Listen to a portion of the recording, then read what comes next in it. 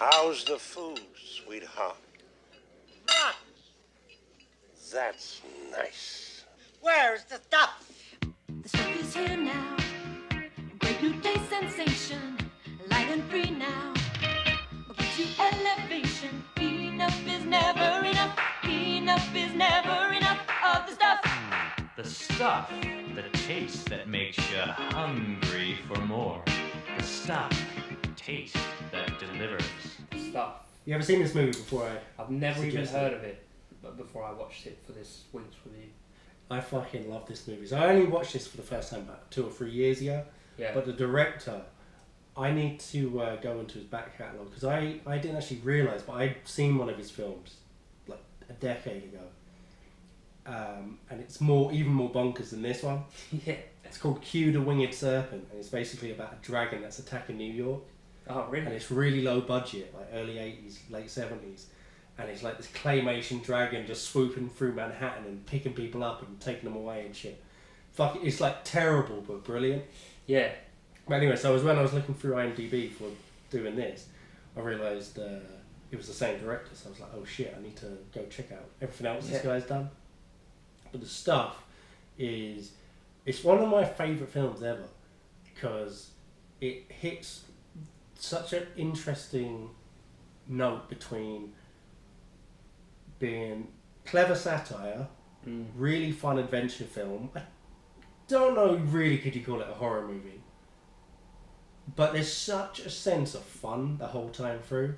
Like the ideas it goes with and the way it does, like that's all good. Yeah. But just the moment to moment scenes, the dialogue is so funny. The characters that keep coming out of nowhere. Like every half an hour, you change who's your favourite character. Yeah. Because another funny guy shows up. And the best character of all though is Mo Rutherford. Mr. Rutherford, Mo Rutherford. You know why they call me Mo? No, why? Because every time people give me money, I always want more. See, I don't actually agree with that. No, well, hold on. Let's talk about, because Mo Rutherford shows up. So basically, the whole premise is the opening scene. This worker, I think it was like at a mine or a refinery, something. It's some sort of industrial site in the middle of nowhere. And this worker's sort of walking around at night. It looks like maybe they're about to finish up. Some other guy's calling to him, and he's just having a little look around with his flashlight. And then he sees this white stuff seeping out of the ground. What the hell is this? So smooth.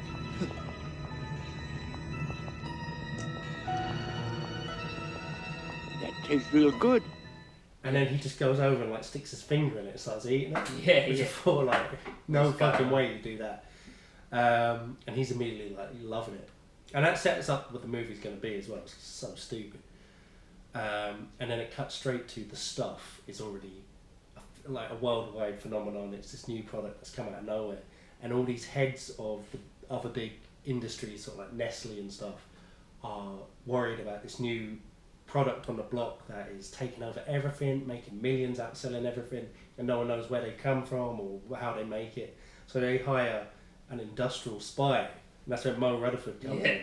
Yeah. And he's like, how would you describe him? Like a southern James Bond? Yeah, he's sort kind of like, well, I suppose that would sum it up, but like a southern, goofy kind of James Bond kind of guy. But he's got this brilliant. He's such an interesting character, unexpectedly. Yeah, he is. Like he's so cocky and confident the way he goes about everything. Like one-liners. Yeah, he comes in and Yeah. he's just mugging off all these billionaires as soon as he walks onto the yacht. We've never had so much trouble getting information out of a company. Oh, don't you worry about that. Every stone wall has a chink in it. And, I'll get inside there. I'll penetrate the company. I'll do some damage. But it's going to be expensive, believe me. Hey, look. We don't want to know how you do it. Just, do it. When he's getting interviewed for the job. And he does some little sleight of hand trick where he puts microphones in all their... Yeah. He puts bugs in all their pockets when they're not looking to basically impress and be like, I'm the man for the job. And then he knocks out one of their guards or something That as was well. the funniest thing. No, I think because basically it turns out later in it that he used to work for the FBI. Yeah. And then like for some reason in this meeting of like Nestle and fucking Cadbury's and Kellogg's, the FBI's there on the boat. Yeah. And he like just turns around and goes, "Give this to the bureau," and just whacks him in the face. And I was like, because he was talking some shit to him before. yeah. I was like, right, this film's gonna be It's a quality. bit of a laugh. Like, do you know what And I it's mean? got this corny. Everything's done with a bit of smile and a wink. Yeah. Like, it's not taking itself seriously at all. But even though the ideas it's exploring are kind of interesting and serious, because it is a satire on advertising and commercialization and, you know, false advertising, like selling to kids. You know, it's like processed sugar today. Like, that stuff's basically crack. But like, I'm coming off. I did a little test to come off sugar last week. And I fucking literally felt like I had AIDS. So like fucking Requiem for a Dream. Oh my god, it was like, yeah, it was like, I was doing Train double-sided Spotting. dildo Yeah, fucking Train Spotting, yeah. pouring myself out. Yeah. But like, you know, selling processed sugar to kids, which Yeah. is fucked up when you think about it, and it's still weirdly accepted. Like, even saying that's fucked up sounds a bit silly, but it is. Well, if it weren't for that fucking, imagine if Jamie Oliver didn't come along. Like, Oh, well, do you remember that? Back in the day? remember at secondary school, we used to have that fucking vending machine with like chocolate after chocolate after chocolate. Everyone was going around like a madman. The teachers couldn't control anyone. The food was like fucking turkey Twizzlers and like chicken nugget dinosaurs. Do you know what's funny as well? It's hard because I used to love all that shit. So did I. And it's so hard to imagine. So did Like, can I. you imagine if someone put that in front of you right now? You'd destroy it. Would you? Yeah. No, I was going to say, I still love I can't imagine ever like what a turkey Twizzler.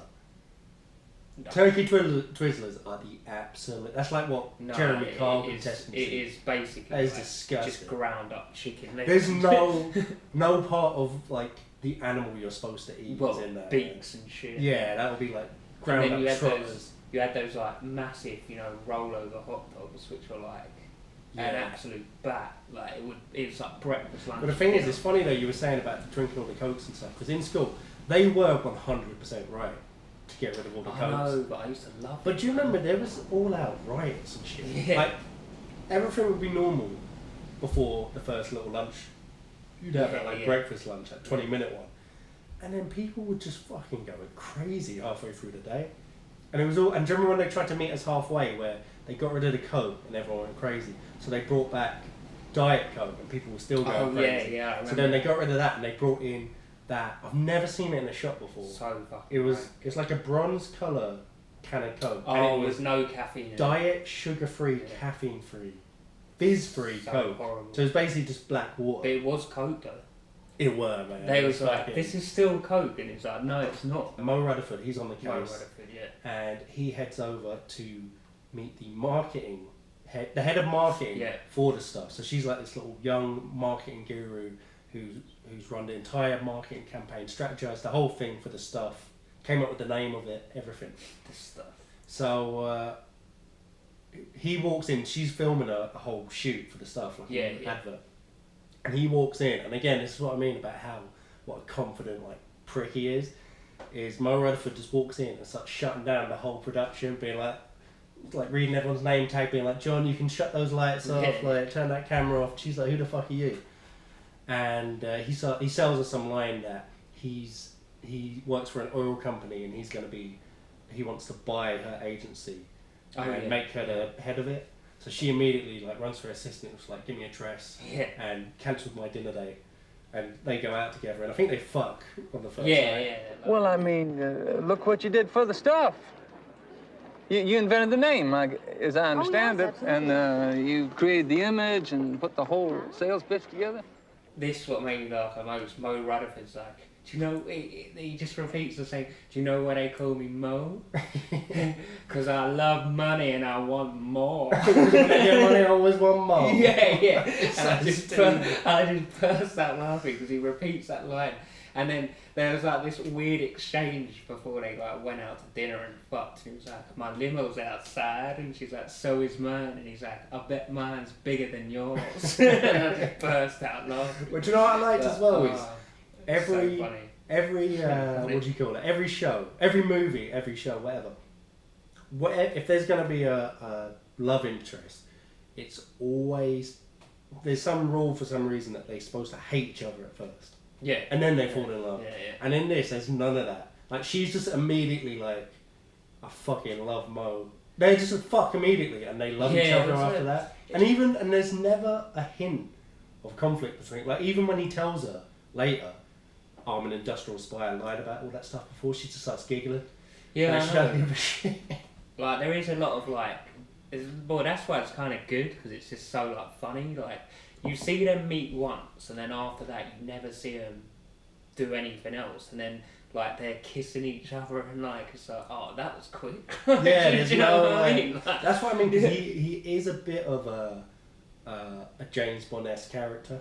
Yeah, where I guess that's he what gets away with everything. He is literally a type of spy, an industrial Yeah. spy.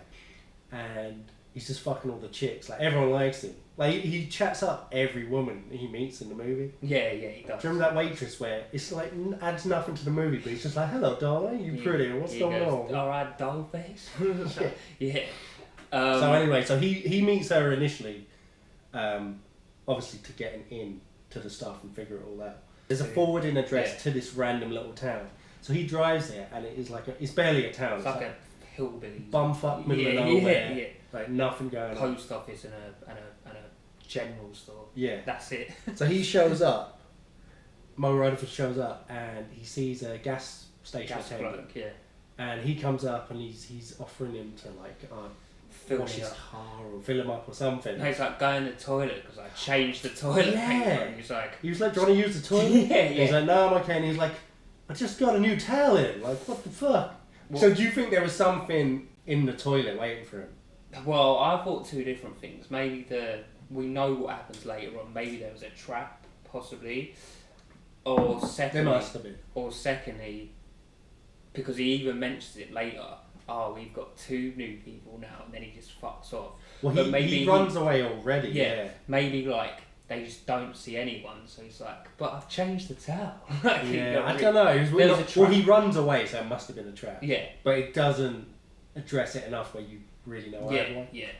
But anyway, so like you said, he goes, "Oh, another new person in the same day. That's strange," because a car pulls up in the distance. Yeah. So Mo Rutherford heads over there. And he's like, "What the fuck is this?"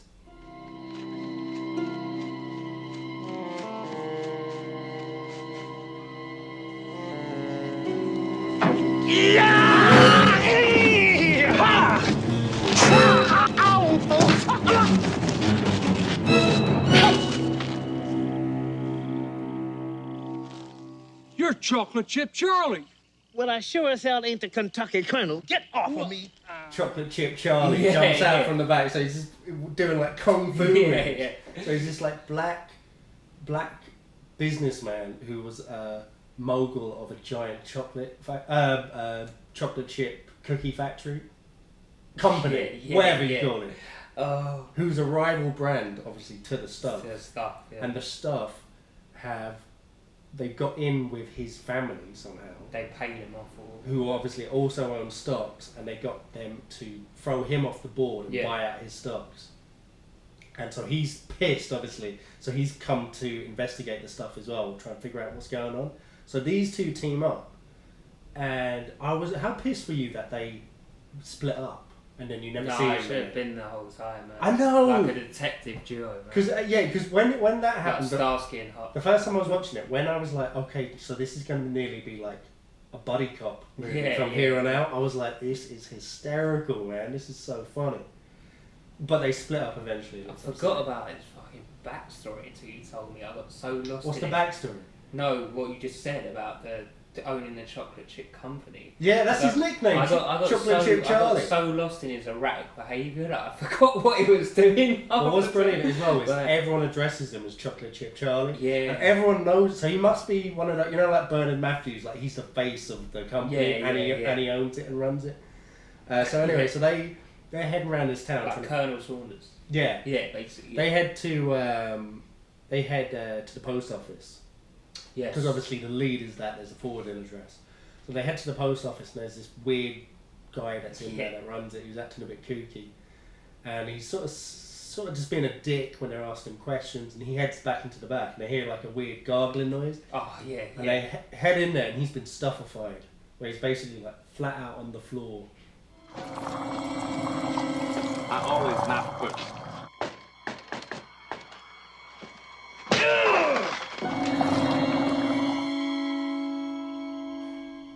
Yeah, so he gets stuffified, and he's like this mutant-looking guy on the floor at this point. And this was, because of the type of film it is, I don't even see it as a criticism, but one thing that was throwing me off at times is there's no real understandable rules of the mechanics of what the stuff can do, or what it does to you. Yeah, I was trying to work that out. So this food stuff is sold in like pots, kind of like, it looks like a yogurt. Yeah, it looks like ice cream. It looks like a mix between ice cream and foam in terms of consistency. Yeah. But it can move independent of anything else. Like it can move itself, it can go about. Sometimes it seems to be able to possess people. Sometimes it seems to be able to like fly across the room and kill people.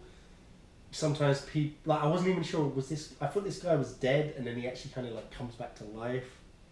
I think it was maybe if you don't eat, after a while of eating the stuff, you start to go insane and you start to need it more and your body deteriorates if you don't get it often enough. I think that's what it is. It's so like, it's basically like liquid heroin, like basically. Yeah, and also mind control, blob, alien, sentient sort of thing. But I'm going to backtrack a bit because I think we might have missed something. We've skipped. Unless you're going to talk about the kid. Yeah, unless I'm wrong. So basically, you follow Mo Rutherford the entire time, except there's also this this kid and his family. So obviously, this is supposed to be your window into what's happening to people all over America and the world, or whoever's eating the stuff. Where this kid, he's the only one in his family who doesn't like the stuff, like doesn't want to eat it. He wakes up in the middle of the night in the opening scene and walks down. And he opens the fridge and he sees the stuff moving about in the fridge and he's like, whoa, what the fuck?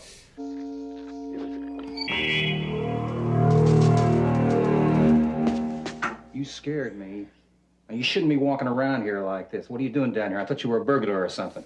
So his dad comes out. His dad's a dick right from the get-go. Yeah, his dad. His dad's like slaps his ass. Basically, I think from what I could work out of it, it's one of these films that obviously the plot is like a secondary thing. It's like a bit of a spoof kind of film. But some elements of it, I was trying to work out. I think he wakes up because he's left his window open and like loads of mosquitoes are biting him. So he's then he's like, I'm hungry, so I'm gonna go down.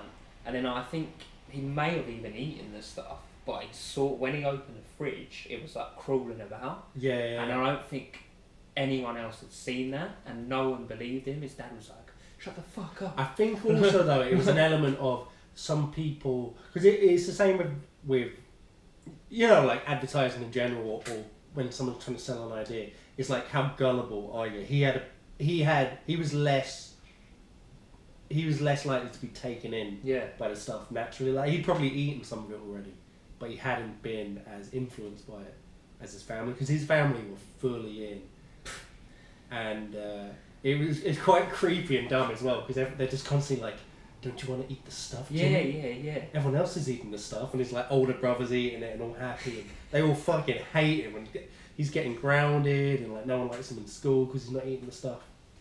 So you see him the whole way through it. He's going on. Keeps bunking off, doesn't he? Yeah, and he's going into the supermarket and knocking it over. And also, did you notice how he runs like a complete retard in the supermarket? And it was so funny because like the workers came and there was like four. Yeah, and there's like 4 grown men on this little kid. And he was like still. There are like 5 workers, each holding down a limb and then his head on this like 11-year-old.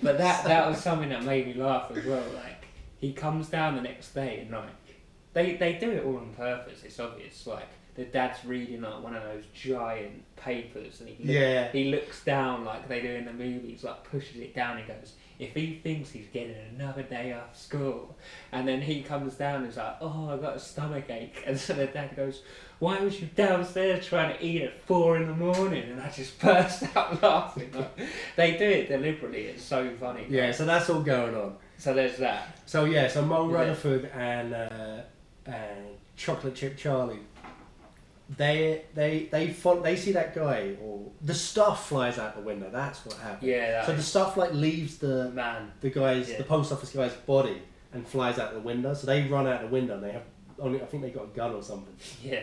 They try to shoot. And they get into a fight with 5 stuff guys. And Chocolate Chip Charlie starts pulling out his kung fu moves again. Yeah. And what's that? He always says, "No, that was it." Because he goes, as they're going out the window, he goes, "I hope you got a gun, Charlie." And he goes, "Man, I told you, my hands are lethal weapons." Yeah. And then he says, I think it's him or Mo says a funny line later, like, "Something else I learned to do, run." They just like run off. The best thing I'm at there, other than fighting, is running. So they see these 6 guys who are possessed by the stuff, and they start fighting them. And one of the weird things that seems to happen to people when they're all stuffed up is their body seems to break down. So they're chucking punches, and if they hit you, when they're hitting them, they seem to hurt them. But when Mo or Charlie punches them back, it either like one guy gets punched in the face, and pretty much his entire face caves in. Another guy, he kicks him, and his leg just goes completely through his chest. There's a hole in that sucker.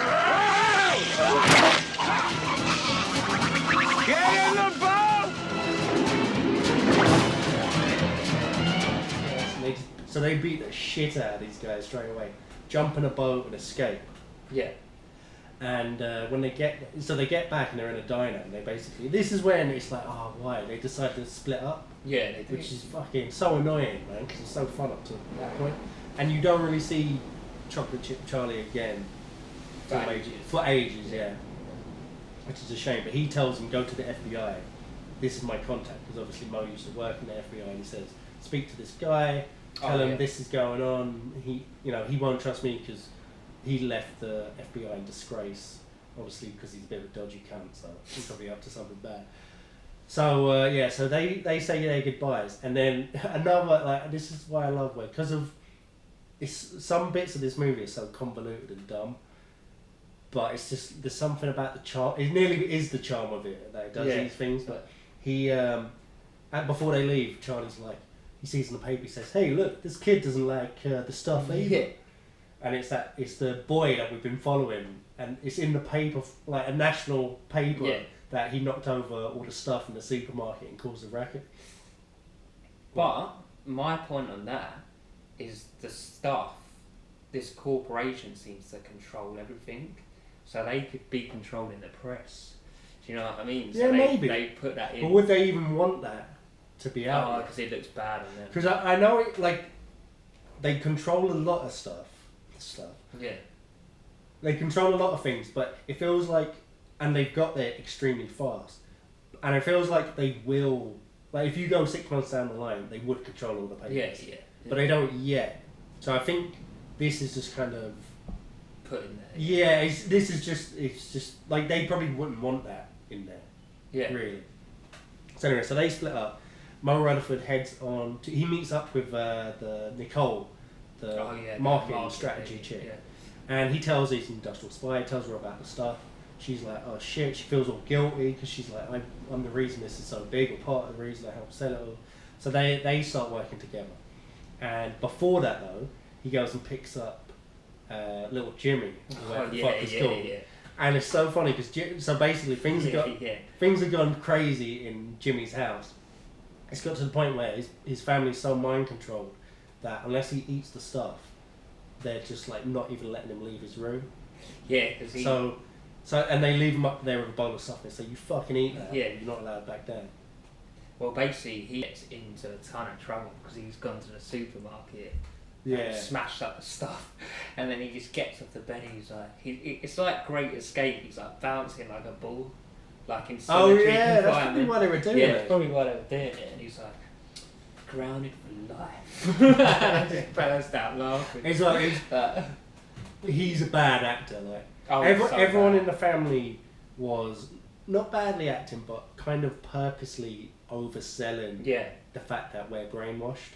Yeah. Because every line was delivered with a cadence of a, "Come on, Jimmy, you know you like this stuff. Yeah. What's wrong with the stuff?"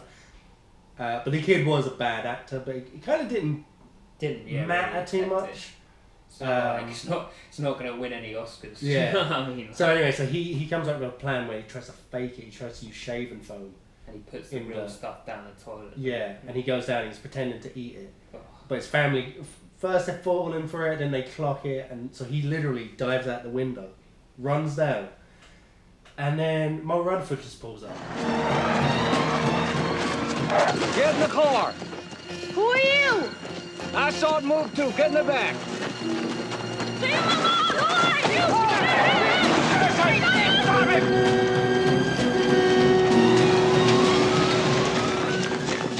Who are Also, why would you say I saw it move too? Oh yeah, because he didn't know that He didn't know that he knew it, so it's just a weird Yeah, scene. yeah, but he yeah. jumps straight in, and that's it. Like he's just like, yeah, I'll just drive with this kid now, I guess. Yeah, I mean... And no one questions it. Like Nicole's not like, where's this kid come from? Yeah, and then later on they get on a plane and he's like, I bought the ex-con. And I'm like, Yeah. what? And they just love each other straight away. Yeah. Like, they're immediately like a family unit for some reason. They're just... So I take it like, I just had a thought here, like, the stuff's just getting more and more popular, and there is no other like foods, and it will just be the stuff on every shelf. What, do you think that's where it's going eventually? Why, to be Well, fair... because I've never seen anyone eat anything else. Well, I feel like it's because it's super addictive, but it also mind controls you. Yeah. So I don't think whatever the stuff is, because it's coming from the ground, but it's sentient. Yeah. So whether it's some sort of organism that Alien. comes up, I don't know, every 10 million years and takes over life on Earth, whatever it is, or it's aliens, it doesn't care about outselling everything else. That's just a means to get to everyone. Yeah. I saw 2 deliberate like product placements in it. Like there's one when he goes to the lab and they've got like drawings trying to find out what the stuff is, and then like he says something. He's just got Coke. He's like, it's like Coke. The recipe's protected by the federal government. Then later on, at the end, when they're blowing up the stuffed stores, they deliberately done it next to a McDonald's. So Did they? The McDonald's is right next to it when it exploded. See, I'm so unobservant. I don't think product placement would ever work on me. Yeah, like I'm too dumb to probably even see. paid them off. Like, do you know Yeah, what I mean? maybe, I don't know. Yeah, but anyway, so my point kind of went out the window. Yeah. So anyway, so he now uses Nicole's obvious high up connections with the company just to try and infiltrate their what turns out to be like the stuff headquarters. Yeah. Because obviously they don't know yet that it's seeping out of the ground. Yeah. They're trying to find like where it's made, what it's made of, what they're doing. So under the guise of Nicole doing a tour of the factory for an upcoming commercial, he pretends to be her like assistant or co-marketer or whatever. Or what does he say? Something like creative director. Yeah, and something like that. He's got loads of ideas or something like that in the So new yeah, so they arrive. Yeah, I remember. On a private jet. It's middle of nowhere, and they start getting a tour of the factory and all this, and they're checking it all out. And Jimmy, the little kid, he stays on the plane, and immediately like he turns around, the pilot's been killed by the stuff. He's got stuff on his face, and he runs off into the woods. Anyway, so they get the tour of the factory, and they're trying to be like, oh, maybe we could see where they make it and blend it, and we can do a video of that or something. And the guy's getting all tetchy, like, oh, no, blah, blah, blah. So they go back to their motel for the night, and they're like, fuck it, and whatever, and they're chilling out. And the whole bed sort of explodes, and it's all filled with this stuff. Yeah. And there's this really nice effect where they obviously had the room, a replica of the hotel room built and put on its side, because they have a scene where this guy runs in trying to kill him, who works at the hotel, and all the stuff attacks him by accident, and it's clearly like actually falling, but it looks like it's shooting up into the wall. And yeah, it's a really nice, obviously cleverly done, cheaply done, but really effective special effect. So they say, okay, let's go to that headquarters at night and figure out what's going on. And this is when they discover the stuff is all coming out of the ground, and they're like, what the fuck? Yeah, I've got another point to make about this. Because the girl, I don't know her name, Nicole, she's like Mo, but how are we gonna get in there? And then all of a sudden he's got a bag, and he's opened the bag, and he's got like a worker's costume. I know. I'm like, where the fuck? Like, what? He's Mo Rutherford. I was like, where the fuck He did just pulls it out and of she his just pocket. goes, you could have told me that before, and he like makes some funny comment, like, and I was like, fair enough. He's a gangster. Yeah. So he heads down there, and then at the same time, while trying to escape, little Jimmy somehow ended up inside, like the lorry. like the petrol lorry Yeah. type, whatever you call those big things that carry loads of liquid. Like Tanker, yeah. So he's ended up inside an empty one, but it's obviously pulling up to get some of the stuff.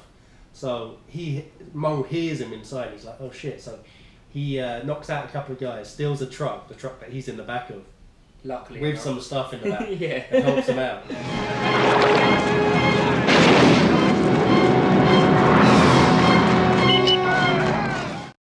So anyway, so they steal the truck, all three of them. They're driving down. And a policeman pulls them over. This is so fucking funny. And the policeman's in on it, like everyone in this town especially, because this was like where the stuff ground zero. Made, everyone's stuffified, like everyone's taken over and all shifted. So the policeman, they like, how do they do it? They trick him or something. Oh no, this was one of the ones that made me laugh the most. This scene, because the policeman comes up behind him of the tanker. And obviously there's like kind of like a hose where they like suck the stuff out of the ground zero into there. And the policeman goes, your hose is trading at the back, and then Mo just turns around and goes, You gonna arrest me for indecent exposure? So anyway, so they escape and meet up with Colonel Spears. And he was, I guess, part of the army and had an army, but seemed to just be doing his own thing on this base. Was it just a military base he showed up at? This is another one. This is never fucking explained. Yeah, it's not. Basically what happened is, look, the kid or Nicole goes to Mo Rutherford. There's a town coming up or something, and he's like, no, this is a small town, so we need to get to a big town where they can't control us. And then all of a sudden they're driving along. He's like, we're gonna stop here, and then one of them goes, a castle, and he goes, I know the person who lives here, and I know everything about it. And then all of a sudden it's this army. Oh yeah, because he was doing some sort of FBI case. At some point. You remember you were worried about the commies putting fluoride in our water system. Mm-hmm. Oh. Now you know there's a thing going on now that's a lot worse. Oh yeah, their headquarters, they're less than 100 miles from here. Sons of bitches. It's played by Paul Savino, who played Paulie in Goodfellas. I thought I recognised him. But it's really interesting because because of like his look and type, he naturally gets typecast in those sort of roles. Yeah. But this was the most different role I've ever seen him in, and it was basically he was sort of comic relief, but he plays this hopped up general who's hates communists and fucking is all like loves America and fucking hoorah and all that shit. So they set up an army and they head over there. But I love before they head over there, he meets Nicole, who's obviously with him. Oh, yeah. And from the moment he meets her, he is just on her like a fly on shit. And after this mission, you can reward me in a suitable fashion. Oh, Colonel, I think you're moving in on my lady. Well, I wouldn't worry about that, son. You'll probably be a casualty. Yeah. And he just openly is like trying to chat her up. And every scene you see him in after that, he's like got his arm over her shoulder or his hand at her waist, and he's like chatting her up. I guess for a real person comparison, because Colonel Spears has like a radio show where he like broadcasts. Well, he's got a radio. He owns station. He just owns a radio station. He'd be like, in a real world comparison, he'd be like that Alex Jones guy. Sort of. Yeah. Do you know what? In terms of like as a character, he'd be like every control in the world. Do you know what? That's actually a great comparison as a character. Yeah. He's that sort of dude. So anyway, so they show up at the stuff headquarters, and all the stuff people who are working on it kill themselves straight away. Yeah. And they all start blasting and shooting and like killing like the remaining stuff that's floating about. So. We have never lost a war. What about Nam, sir? We lost that war at home, Sonny.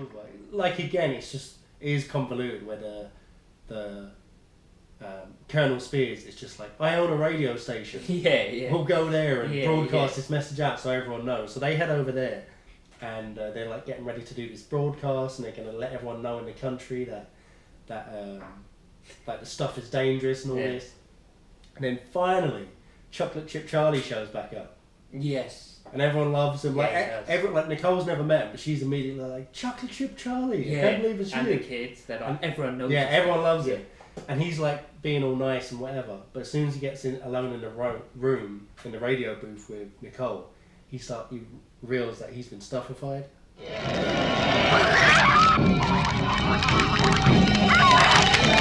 Oh, God! Charlie! Yeah, I don't really get how that. I take it. So he's possessed. Yeah, but he's possessed like the stuff is inside him. It starts foaming out of their mouths. This is what the film never clarified or anyone's been able to work out. I take it you would have to eat the stuff. Yeah. So in between, he's obviously whatever he's done, eating it. No, well, I suppose you can eat the stuff is like the way they're going to spread it to the masses. But I feel like the stuff can just attack you. Right. Well, clearly it can, because he wasn't just going to be like, I'm just going to eat the stuff after finding out what he can do. That's true. So it's possessed him, yeah. Yeah, but again, it don't really matter. No, it doesn't. So anyway, and I really like this practical effect for it was good. His head. It is obvious when the head changes for the prosthetic head, but it's you can tell there was a couple of different heads for the stages of him changing. But I still thought, like, especially for this is clearly a low budget movie, the effect was really, it was sold really well. Of his head starts changing and shifting and breaking out and changing size, and the stuff starts coming out of him and attacking everyone in the room, and they manage to set it on fire, and then they get the broadcast message out there and fucking fuck the stuff. Everyone they have like a little weird montage where they show everyone getting rid of the stuff. Yeah, for context, the practical effects were actually very good in this film for a low budget film. I'd kind of compare them to Peter Jackson's first film, Brain Dead. It was kind of like as cool as that. Yeah, practical effects are brilliant. Yeah, for a low so the movie ends with Mo Rutherford again just shows up at this billionaire's house. He just like walks in, doesn't even knock on the front door. Doesn't really explain that either, but whatever. And the head of the stuff company has teamed up with his original employer, who owns all the other big, like Nestle. Yeah. So they're now working together, and they've got a new product coming out called The Taste, and it's basically just the stuff again, but less stuff. Yeah, there's less stuff in the taste. stuff. So apparently, it's not mind controlling or addictive. But what they do is he shows up with Jimmy. Again, Jimmy's there with him. I guess he's just raising him as his son now. Yeah, don't really know. Oh, because he actually says Jimmy he lost his family. Yeah, I lost my whole family. And he goes. You've turned up with a kid. He's like, he's more a man. Yeah. His parents are dead. Yeah, so I'm guessing anyone that was already addicted to stuff before this was actually dead now. So there was a little stuff genocide. So anyway, so they at gunpoint make the two billionaire guys who own the companies eat the stuff. Yeah. Until assumably they start fucking going crazy. Eat! How much of it? You eat as much of it as I want you to eat until I tell you to stop. Because it's coming out of your eyeballs. Because they walk out, and even though they're not at gunpoint anymore, they can't stop eating. They keep eating the stuff. Yeah.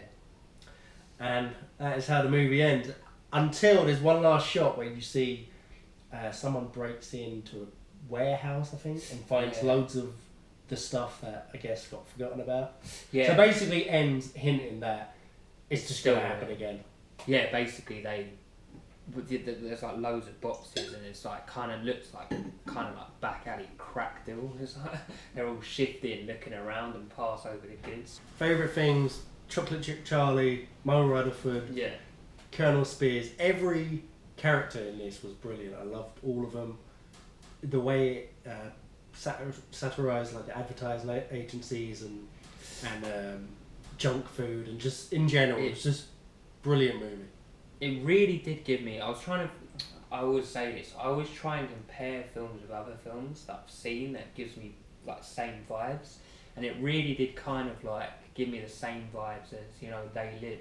Yeah, 100%. Yeah. But yeah, no, definitely. Well, it was the 80s, wasn't it? So a lot of films like that. You saw a lot of films that were satirising, like over commercialising, and just the cheese and corniness of the 80s.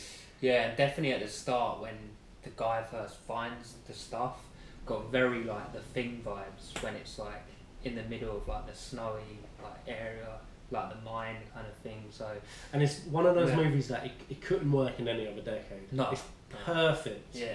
Like when I dive into this director's back catalogue, I guarantee, as he moves into the 90s, he makes less and less sense as a director. Do you know what I mean? Yeah. Same way I always think George A. Romero shouldn't have made movies from the 90s onwards. Yeah. Because he just suited the 70s and 80s. I actually googled what this stuff was actually made out of. Oh yeah. Because I was like, what is this stuff? And basically, apparently, it was made out of like a stew of like fish bones. So basically, every time the actors had to go anywhere near it, they had to like run to like a lake and like wash themselves off because it stunk so much. Well, they couldn't find anything other than that. That's what it says on the internet. That is fucking like nuts. fish bones and fucking horrible stuff. Oh. I don't know if the stuff they're actually eating from a spoon is that, but that's where it gets that like really thick like consistency. Oh shit. Yeah, so well, picture it. But having said that, that is a hard recommend for the stuff. Here now, great new day sensation, light and free now. Gives you elevation. Enough is never enough. Enough is never enough of the stuff. The stuff, the taste that makes you hungry. Don't forget to hit that like button and subscribe.